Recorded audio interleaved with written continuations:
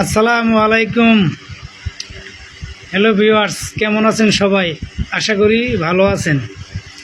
আমি আজ বাসায় বসে থেকে একটা জিনিস বানাইছি, সেটা দোকানে কিনতে পাওয়া যায়।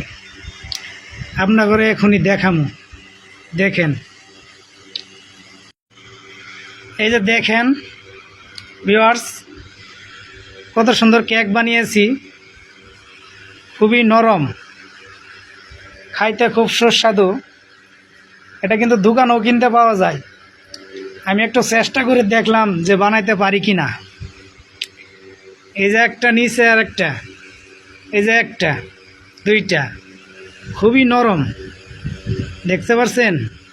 খুবই নরম, সফট, খাইতে খুবই স্বাদ কেক।